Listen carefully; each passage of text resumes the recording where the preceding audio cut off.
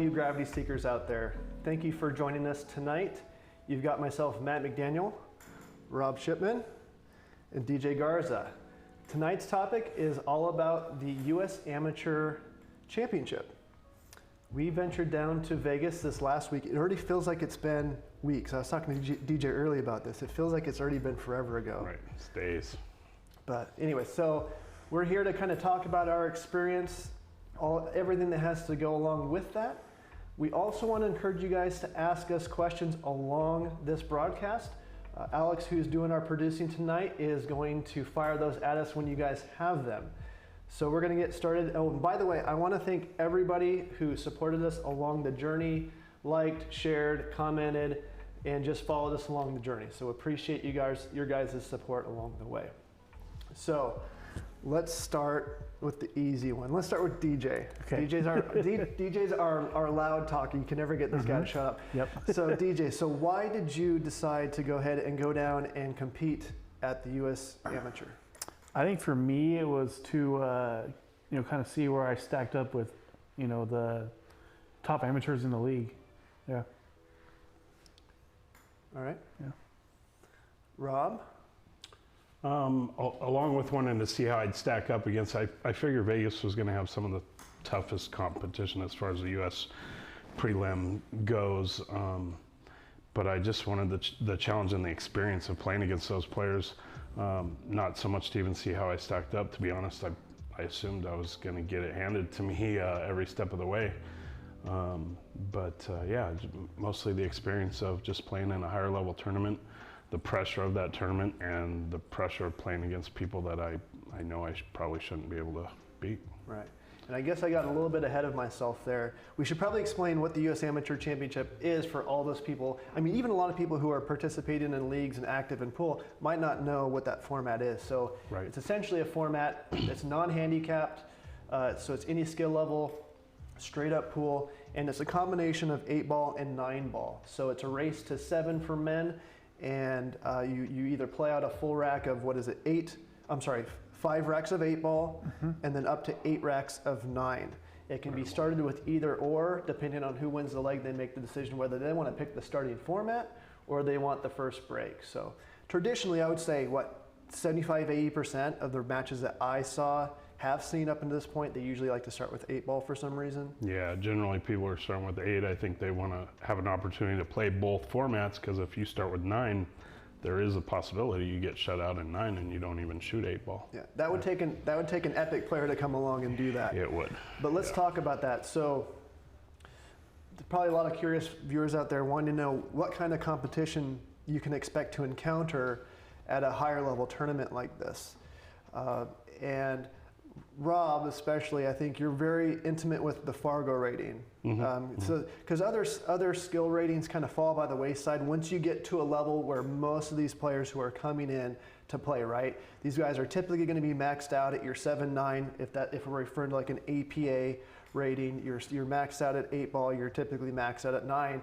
And so once you get to that ceiling, people think that's it. But there's, where the Fargo professional rating comes in, there's a much higher ceiling to accomplish and break through.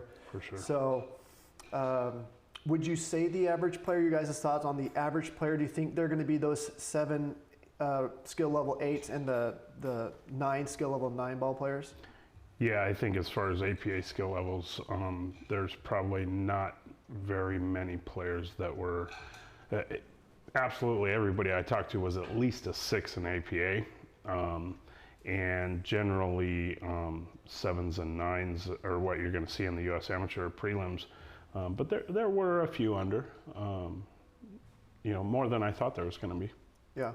And we've had obviously a chance to kind of debrief after the event, just the 3 of us, and kind of talk about the experience. And that's a lot of stuff that, we immediately discovered, let's do a live stream and talk about all this stuff.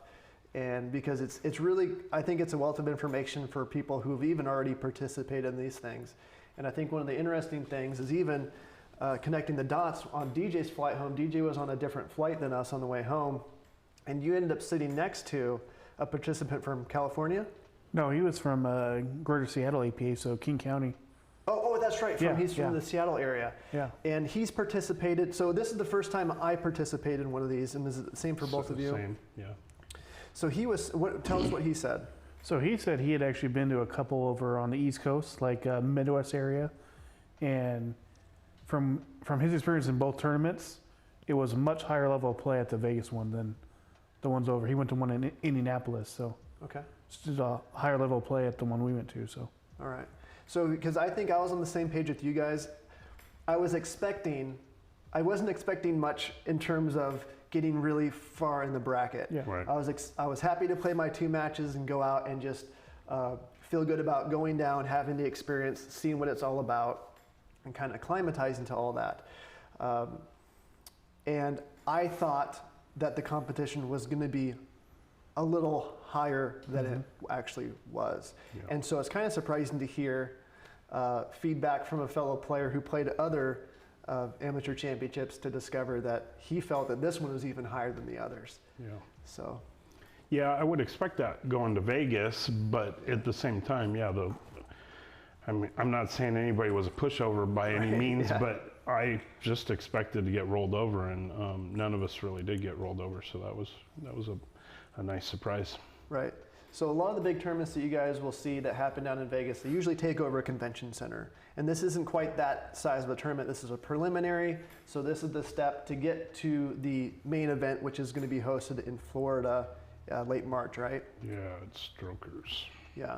So this was held at a location called Griff's, and great venue, I feel. So traditionally, all of the U.S. Amateur Championships are played on 9 foot, so 4.5 by 9 foot tables. So you're not typically playing on bar tables. And that's another thing for probably people to understand. If you got to catch any of the live streams, wondering why maybe some shots were missed where they necessarily shouldn't be, especially from high level players. We were playing on 9 foot diamonds, very stiff. And if you guys have followed us here at Seeking Gravity for our live stream competitions, I personally feel that these tables play tougher than the studio table, which we're always talking about how difficult it plays. Yeah, the corners were brutal on the 9 foot diamond. I myself had never played on a 9 foot diamond. I don't think either of you Nope. had either. Yeah, tough tables. Yeah, yeah, and there's a lot of factor in with that. You know, not the newest of cloth, and for people who aren't familiar with that, I mean, I think we're all used to playing in bars, and it's not going to be ideal cloth. But for those people who aren't used to the environment, especially on a really tough table, the dirtier that cloth gets, the harder it is to pocket a ball. Yeah. And if anybody caught any of our streams, you probably saw a lot of balls rattle. And even those are hit pretty darn good. If they touch a single part of that rail, they're probably not going to go down. But then at the same time, what I didn't really think about it until later on is, you're right, the cloth was dirty and worn, but the balls were extremely clean. Yeah. So you were kind of playing a half and half game, where you're used to when you have dirty tables or bar tables, you also have dirty balls, and those balls cut differently than clean balls. So there was quite a bit of adjustment to your game you had to make. Yeah, it was interesting. Yeah. Thoughts on that, DJ? you know, I think I saw more balls that hung up, you know, from both sides, you, me, and my opponent. I think it was just a tough table to play on. They were all pretty tough. So. Cool. Yeah. So, really wide open question for you guys. Take this wherever you'd like. Biggest surprises from the event itself, the pool playing experience. What did you guys discover, learn? Going to take the biggest takeaways? For me, I think the I was expecting higher. I think stronger competition, where I thought I was going to get rolled over or just like blown away 7-0. But I felt like I hung in there with them. So Yeah. I think that was the biggest surprise for me. Yeah, I was surprised by that too, but I will say that I talked a few of the players that I talked to that I felt like I played pretty well against. They were also in the same boat we are. They haven't played pool, they haven't played league. So I think generally everybody, or most people at that tournament that weren't locals anyways, have not been playing as much, and they're definitely not used to playing it with a mask on like the rest of us. Yep. I think the locals had a huge advantage because Griff's has been open. They've been playing pool in there every night. There's a wait list to get a table in there. So I think, yeah, a lot of players from California, they're completely shut down, same as us. So I was surprised to see how many players were traveling. I think I only recall 2 locals in our bracket anyway. Yeah. So you bring up a big topic, and that's going to be masks. For those who have not had the opportunity, the delight to play in a mask yet, I invite you to try it, because most likely that might be the norm here, at least for the beginning rollout. Who knows? We've been playing in masks, Seeking Gravity, for a number of months now, and I think right away we all had this immediate shock of, this isn't a benefit to the game. It's not giving you any kind of advantage by any means. The compounding factor with the endurance that an event like this takes. So let's talk about that, your guys' perspective on how much do you think a mask truly affects your game? And of course we know the mask is gonna affect everybody. So that's, it's still level play, but I think people still might be interested to kind of go down that rabbit hole of what's it like to play in a mask if they haven't played a mask, and then how does that compound into the length of a tournament like this? Yeah. I'll let you take that first, DJ. I think for me, the biggest thing was obviously wearing glasses. They fog up instantly. So I gotta find that sweet spot where it covers my nose, but doesn't fog my glasses up, which was hard to do. Yeah. I've got more comfortable playing in a mask. I'm by no means comfortable, but I have got more comfortable with the breathing, and I've found masks that work for me. But even not wearing glasses, it's funny to say the mask has effect on my eyes. Just having it below there, it really kind of throws off my vision. My eyes will get watery once in a while just from having that rub under there. It is a big challenge to play in a mask. I would recommend people are practicing in a mask because, like Matt said, we're probably going to play League for a little while in masks. Yeah. And it seems like, why would I not want to enjoy the maximum amount of practicing pool? But it is something that's a huge factor that would behoove you guys to go ahead and venture to do, is practice in a mask, because that's most likely going to be the case. Worst case scenario, you're not playing a mask, you're already used to that.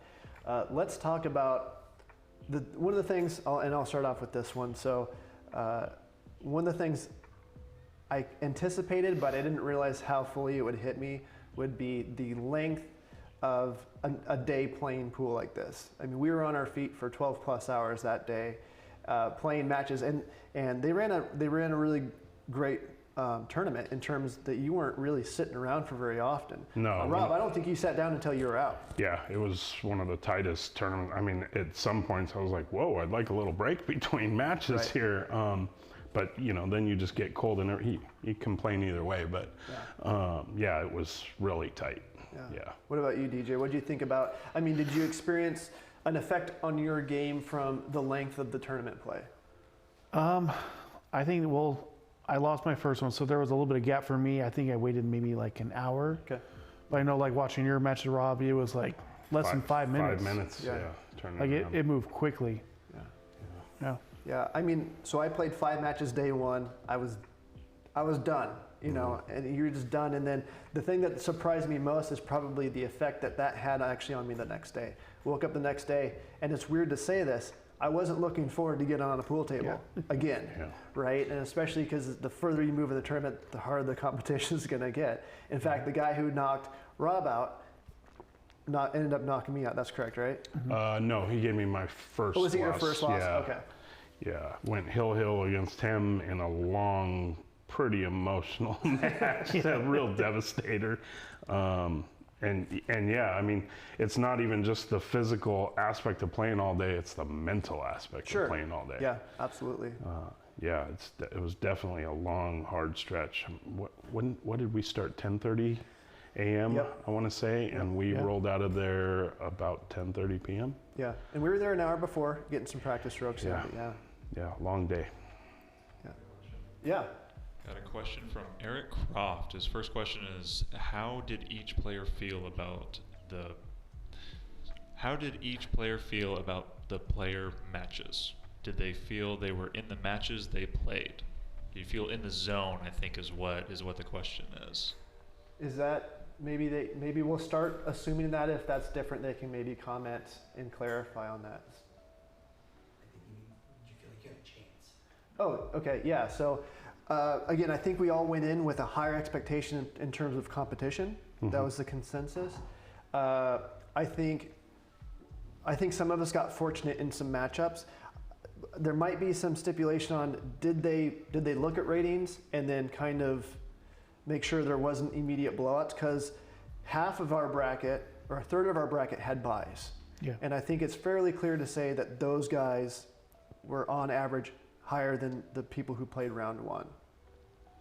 It felt that way, but generally that's not something that they wouldn't seed a bracket like that. So I'd be curious to know if there was anything like that Yeah. going on. So I felt, to kind of answer Eric's question there, I felt that was in every match that I played. The matches that I lost them. I didn't get beat, to be Yeah. dead honest. I could have very easily come out on top on those matches. But I won my first two, and already fatigue had kind of start setting in. So yeah, that's how I felt about my matches anyways. Yeah. How'd you feel about yours? You know, I first felt two. I actually I competed. Lost both mine 7-5, so they weren't like blowouts. I think it really came down to, you know, one or two racks where I made one mistake might have cost me that rack, which was the difference. Which was, you know, I think I played a lot tighter than, in my mind, what I was expecting to be up against. So Yeah. I think, you know, Rob hit on this a little bit, is that almost everybody in terms of percentage were from out of town. And I think a large part of this was not only the retaining of focus mentally and physically on the table for a 12-hour day to stay in the race, but you have just a race to get used and adjusted to the tables. Because it's one thing really not having speed and cushion and ball conditions down on a 7-foot table. It's another on a 9-foot diamond. Because if you're not getting your position, you're not going to last very long on those tables. There's going to be a lot of turnovers, and I think that's what we saw. We just saw everybody, for the most part, struggling to. I didn't see a lot of people playing picture perfect position. No. You know, No. I saw a lot of loose cue balls, and so I think the answer is that I think all of us had opportunity to win all of our matches. I never felt like I didn't have a chance to take a match. I had to obviously miss balls. Everyone's got to miss balls to lose, right? But I would say the average. Nine. Well, obviously, there's going to be less innings per rack on a 9-ball rack. I would say it was probably about 1.5 to 2 innings per rack on average. Maybe a little bit higher towards the end of the night again, because I think everyone kind of loses some steam and some focus there. And then the 8-ball is a crapshoot, right? Because it's a lot of safe play and stuff like that. It's hard to gauge. But I don't know if we were talking about this while we're already live, but I didn't see anybody else break and run. You didn't have anybody break and run on you. Nobody broke and run against me. Yeah. The tables broke pretty difficult. They honestly. did. That's another good point. Yeah, they were very tough to break on. It was really hard to just find that magic spot that worked time and time again. You'd find a spot, it'd work once, same break wouldn't work again. Yeah. It was wild.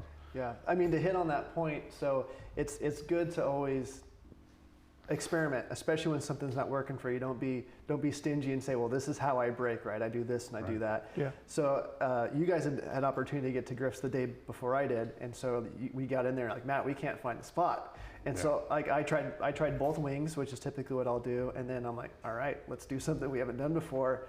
And then it was like, oh, that's working. Did you guys end up going with a break style more like the one that I found? It was like it was one diamond in. No, because even that one I found worked on that table.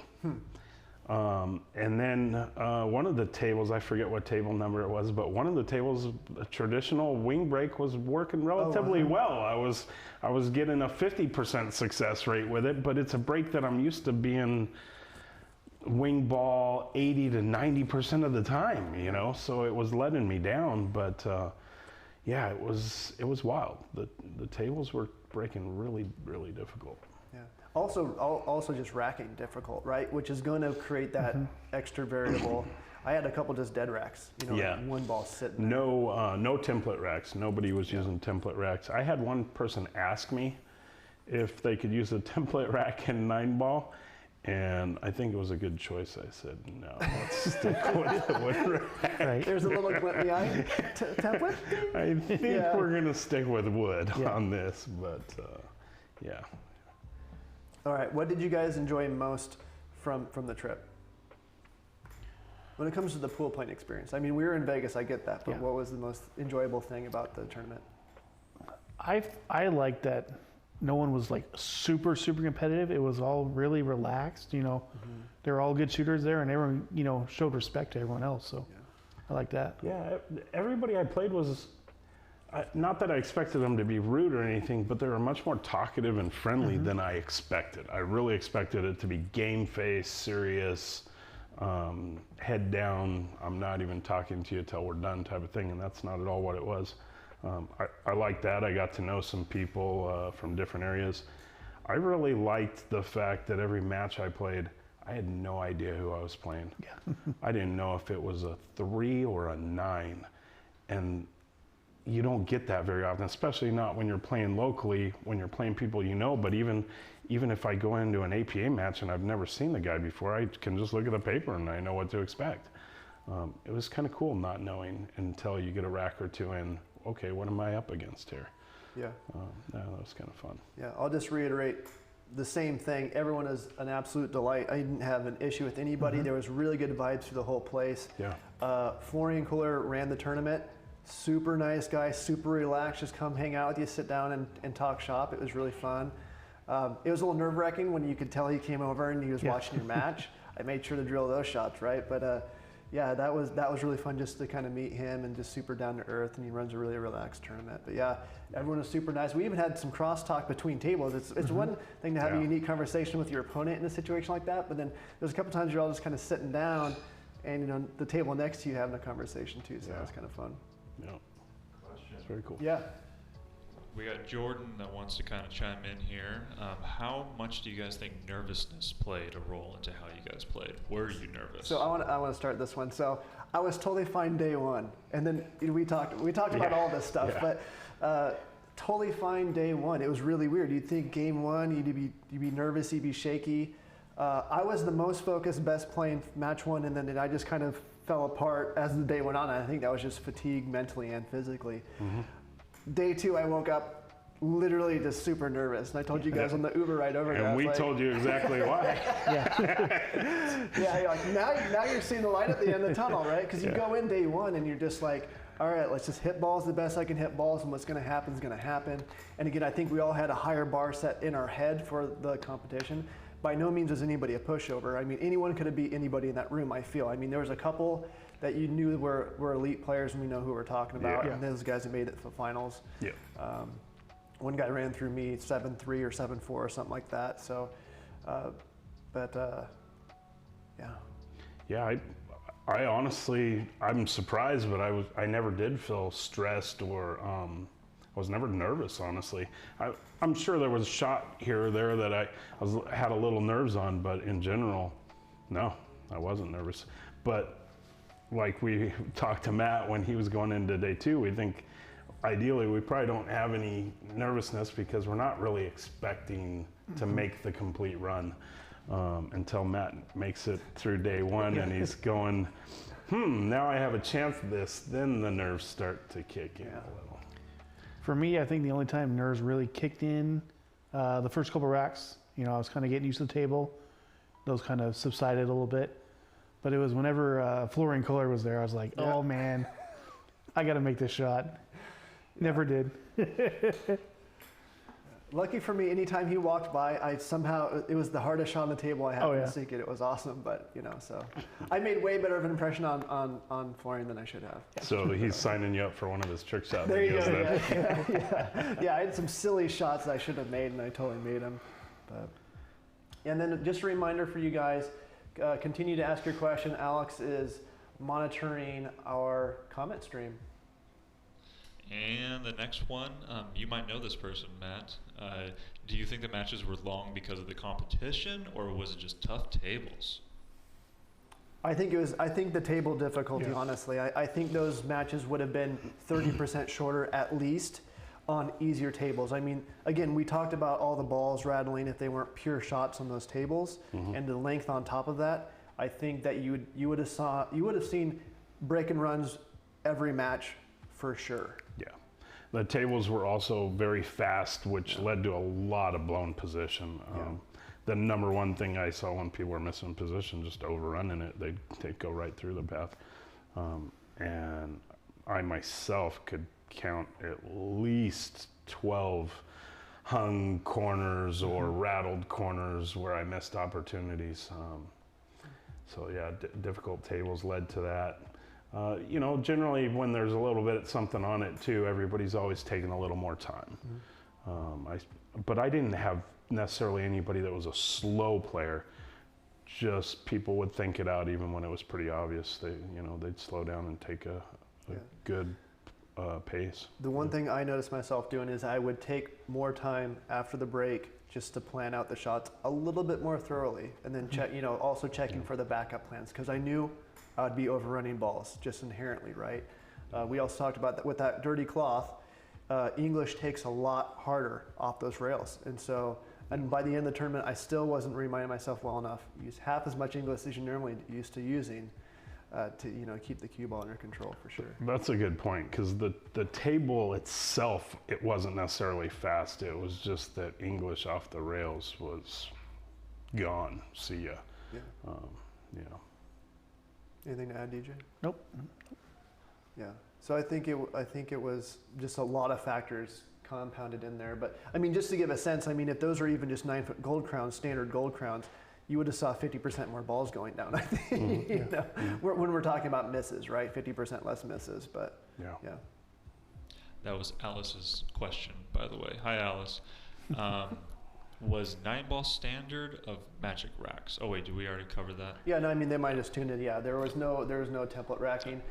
Flooring did give players the option if, like, they do a players meeting before the tournament starts, and if you guys can both agree on using whatever rack you want to use, go for it. Yeah. Really open-ended question from Alan. Favorite moment, least favorite moment? My favorite moment was winning the first set. My least favorite moment was obviously getting knocked out. Go ahead, DJ. Oh, go ahead. I'll go after you. Oh, I think the most fun thing for me was just the overall pool player environment. We don't have a lot of great pool halls around here, but this Griff's has 30 pool tables. They're all diamonds, and I think it's fairly safe to say anybody walking in there to play pool, especially if they're bringing a stick in with them, I mean, they're going to be skill levels 5, 6s, and up, right? So you don't have just people going in there disrespecting tables, knocking balls around. Everyone in there is going in there is shooting and they're sinking balls, and it's just a cool vibe. I mean, what do you think? There's 200 people in there. Easy, yeah. And they're all shooting pool. So I just really enjoyed the energy in there in general. I really enjoyed the whole experience. I don't know if I could say honestly, by the time I lost my second match, I was like, I accept that. I'm done. I want to go sit down. I'm done hitting balls. I still haven't hit a ball since the tournament, and I'm not really itching to quite yet. So That's funny, because I came back with the opposite. Yeah. Oh, really? I hadn't played in a month leading up to that, and now I'm like, I need to get back on the table. Yeah, I think my favorite moment was just being out in an environment playing pool. I think that was something I was really looking forward to, and I can't say that I have anything that was negative. So. Yeah. You got anything else over there, Alex? They keep coming. Yep. So Mr. Fox wants to. How many players were there? Like, if you really had to guess, how many players was? Well, we know exactly how many was in our bracket. We had 21. There was 42 men playing. There were 2 brackets, an A and a B. There was a women's bracket also. I want to say that was around 17, 16. 17 women. So yeah, our bracket was 21 players. And just so everyone knows, I mean, we glossed over a lot of the assumptions. People probably watching the show is that these U.S. Amateur Championship prelims are happening. There's a handful of, it's not like they're happening everywhere. There's a handful of locations, salt and peppered across the United States. What, like 8? I'm not sure how many, but that's probably pretty I would close. say 8's going to be right the sweet spot for there. Yeah. There was the Texas was the next closest one to us.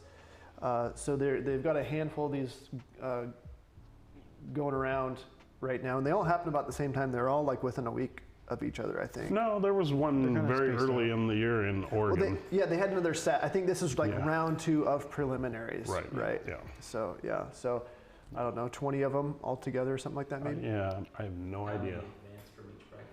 So the winner of each bracket. So ours had, One. we had 42 men at ours. They split into 2 brackets and the victor of each bracket. So it was So pretty it's all fair. or nothing. Yeah. Yeah. And there's no, just in case anybody's wondering out there, we're not playing for any money, any trophies, nothing in this. It's all about getting that seed to that Florida tournament. Yeah. Where there is money it's- for the end situation, right? In Florida, yeah. Yeah. And that one's what, 128 players? 128 players. Yeah. I think it's a 10K purse. And all the previous champions have an automatic seed to Yeah. that. So. It should be a pretty easy tournament. Yeah. Janice wants to chime in real quick. How many tables were they all 9 foot? They had 11 9-foot tables and 11 7-foot tables, all diamond tables. Yeah, Why were they labeled to 28 then? that's a curious question. You sure there's only 11 sevens? Did you count them? Maybe they only count, because I never counted them, but they had said 11, but there were a couple tables you noticed that were only for money games. So Yeah. that's one interesting thing when you're in a real pool hall. You see quite a bit of cash games going around, and there was quite a bit of old timers playing one pocket for money, and there's some young guys in there playing one pocket, some amazing shots. I watched a little bit of that. It was nice to enjoy that. It's been so long since I've been to a real pool hall where you see guys in there that are hustling and everything else. And they're talking in thousands. They don't talk in a different number. They talk in thousands. It's If you hear 6, insane, it's and- 6,000. And there's guys are in there asking for this weight and that weight, and it was a fun environment. Yeah. For sure. That was a perfect segue to Jordan asked any unbelievable shots. So is there specific things that stuck out? Did you have any unbelievable? I had a lot of great. I actually jumped better than I thought I was going to jump Yeah. while I was there. And I don't know if it's the environment being drier. I don't know if that has an effect. I know it has an effect on speed. Humidity will have an effect on speed. I was expecting a less successful jump because the more worn down a cloth is, the Right. less kind of cushiony, and therefore the getting more leeway on the bounce. Yeah. But no, I had some great jump shots. Again, for some reason, when Florian would walk by, he was my lucky charm. I just hit some stupid shots, but they escape me now. But yeah, I mean, you need to draw them out to really explain Yeah. them. Right. I think one that jumps out to me, I recently just started learning how to jump, and I ended up jumping 2 balls, full table, so it was like an 8-foot jump, and hit the heart of the pocket, so that was cool. Yeah. I mean, the one jump that sticks out, I did that famous. I was getting on the key ball for an 8 ball, so last ball to the 8, and I hooked myself just because not getting the speed down, and so I jumped, made that ball, and then was out on the 8. So that was pretty cool. But Yeah. Nice. I didn't make any of my jump shots, but I only had one bad jump shot where I didn't get a legal hit, so I was pretty happy about that. I did make a Z-bank shot that I saw called and made, and I was pretty happy about that. I probably never should have been shooting that shot. I should have played defense, but sometimes you just see it, and you're like, I'm 90% I can make this. a Z? Yeah. Wow, I've never It had just- a 90% Z. It just felt good. I'm looking at it and I go, I think I got that. Never been But coached into more Z-banks than I have by Rob. He likes the I Zs. do like Z-banks, yeah. All right, what would you have done differently? Have we covered this yet? We've gone a lot around, but I think I would have, I don't know exactly what all I would have done to accomplish this, but I would have prepared myself better for that 12-hour day. One thing I mentioned to you guys is I might have rented a car. We were just Ubering back and forth, and I might have rented a car just to have a vehicle there to go sit in, get out of the pool hall, get the mask off, listen to the radio, maybe take a little nap or something. To break up that monotony, run down to the taco shop and get a taco instead of eating. Not that there was anything wrong with the food there, but just to get out of there, right? I might have done that, or look for other ways to kind of beat the fact that you're sitting in there for 12 hours. I think for me, I probably would have tried to recreate the match experience a couple more times.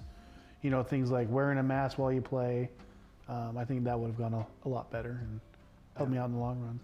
The thing I would have done is actually played the format that we played. Yeah. You know, I think we all kind of tend to ski towards our favorite game, and for me, that's going to be rotation pools, so 9-ball and 10-ball, stuff like that. Don't play a lot of 8-ball, so that was definitely my weak suit. I ended up actually going either evens or ups on 8-ball match racks for some reason, but just preparing in that format, not knowing what you're going to be going into the match playing first. So there's always a little anxiety about that, you know, because it's like, yeah, I like 9-ball better, but do we start there, Yeah. or do I get the worst one? Do I rip the Band-Aid off with the 8-ball, right? Because, yeah. I really like that format, I would say. I love combining the two. I was absolutely comfortable with starting with 8-ball. I prefer 8-ball, but I would never want to start with the 9-ball. I feel like you get to fill a player out a lot easier playing 8-ball. If I don't like the table, I can duck out a little easier than I could a 9-ball, make them work for it, and just kind of slow play it and see what I'm dealing with. But it's an awesome format. I wish that we played Masters here. There are some leagues that actually use that format in weekly play. That'd be really fun. Yeah. And I think I'll just hop on the back of Rob with saying, yeah, a 12-hour day. I don't know how you prepare for that. I don't know who would enjoy preparing for that. I don't know if that's just general fitness would obviously help, staying fit, exercising, you know, things like that. But I mean, I don't know, unless you just get it beaten into you like a professional would. I don't know how you get a 12-hour day kind of just normalized. No, yeah. I mean, maybe eating better. Yeah, it was tough. And it's not like it's physically exerting either. It's just the mental focus for 12 hours straight of playing pool. And it was overwhelmingly hot in there. I think we all agreed. And it wasn't just us. It was guys from California complaining it was hot too. Because at one point I thought, well, we're from Washington, and that's why we're hot in here. But no, everybody was sweating. I'm always worried about getting frozen out, especially if you're sitting for a game. But that was not an issue. I kind of thought we would there. That's what I'm used to when I've played other big events, like for example down in Lincoln City. It's usually a little chilly. But yeah. Alex, did you have anything? Eric had one other question pop up. Do you feel the players in the tournament play rotation games more than 8-ball? I felt that. You know, I personally felt that there's an energy shift when you shift the format. I personally felt that with like 2 or 3 of my opponents, and you know, I would often comment on when you guys are playing like, oh, that guy's you can tell he's a 9-ball or something like that. I know there's a shift in me. I don't know if it's visible or not, but when we hit the rotation pool versus 8-ball, I'm not as familiar with 8-ball, so I play more reserved. Where in 9-ball, I like to let my cue ball loose, and so I'm hitting shots firmer with more confidence and stuff like that. So I found that there were definitely, it felt like most of the players preferred 9-ball. I don't know that they played more 9-ball, but they preferred it. And definitely 2 of the players that I played were more skilled at 9-ball. They were better defensive players in 9-ball than they were in 8-ball. I think generally the skill level was higher in 9-ball. Yeah. I think it's safe to say then, if it was just a 9-ball tournament, we might have had a different result. Yeah, I wouldn't have liked that. You can hop in anytime, Alex. I'm just going to keep going if you're good. So we did the trip. Was it what you guys thought? Are you happy with the experience? And then finally, would you recommend this? And then to who would you recommend it for? You know, I had a great experience down there. Like I said, I went in thinking I wasn't going to be on the same level at all. But after being there, I think I hung in there. And I think there's a lot of guys that maybe locally here that don't know if they're quite at that level yet. But I think there are a lot that are, Yeah, I'd agree. I think I'll definitely do it again. I don't know if I'll go to Vegas again. I think next year I'll probably try Oregon, keep it more local. But I'll definitely continue to do it. I would say that I'm not going to say anybody should go out there and do it, but if you're an APA 5 or higher, there's no reason you shouldn't be playing in these. You know, and they're fairly cheap, especially if they're local. It's a $50 entry. It's not like it's a big out of pocket for the entry. Yeah, naturally, if you're going to go to Vegas, you're going to spend a little more money, but thanks to COVID, traveling is relatively inexpensive right now. It is. That was a cheap trip. Yeah. Yeah, for sure. Yeah, I had a fantastic time. And I would recommend it, like Rob said, I think your 5s and higher. And I don't think we're not talking on a win-lose basis. I think you get in these tournaments and you enter the tournament with, you know, you'd like to win, right? But it's just like you didn't start playing pool because you win every game. You love the game of pool. And I think that anybody 5 and up would have the most value takeaway in terms of a learning experience. I think your 1s, 2s, 3s, 4s, I think maybe a lot of the action would go over their head and they're just trying to play catch up and tread water kind of an idea. Right. So I think that your 5s and up would feel very comfortable in terms of learning and observing and just partaking in the event itself. I agree. Yeah, I think it's just an overall fantastic experience. Just getting out of your comfort zone is huge. You know, when you're not comfortable, that's when you're growing as an individual and a player and just overall, right? Absolutely. Got a question directly to DJ from Ooh. Ken Fallon. Fallon? Okay, Fallon. Yep. Yep. Is it something that you think that Ken should do? I guess it's a yes or no. I think he would do okay, you know. I played a couple times and you're a strong shooter, and yeah, I think you would have a great experience doing it, so. Cool. Yeah. And then Vegas, you kind of hit on it there, Rob. If you like Vegas but you don't like people, now is the time to go. You fellas stayed at the Rio, and they're like, yeah, it's dead at the Rio. I stayed at a different resort, and I just couldn't grasp what you guys were saying. And so we walked the entire casino resort floor, and there's maybe 10 people out there. It was apocalyptic feeling. It was Right. amazing. I honestly, the first day I was like, am I in the right hotel? I am staying at the Rio, right? It felt This like is we kind of still broke open? in. It felt like we broke in, and we were really just did. like, we should be in trouble right now for Yeah. being here. I It was was really wild. Constantly waiting for security to tell me I was somewhere I wasn't supposed to Right. be. Were the on-strip casinos busier? Yeah, like I stayed at Bally's, and it was hopping in there, and yeah, But not really hopping. not like full 100% Yeah. hopping. Yeah, I mean, it's pretty dead in Vegas right now, but Rio was on another level dead. Yeah.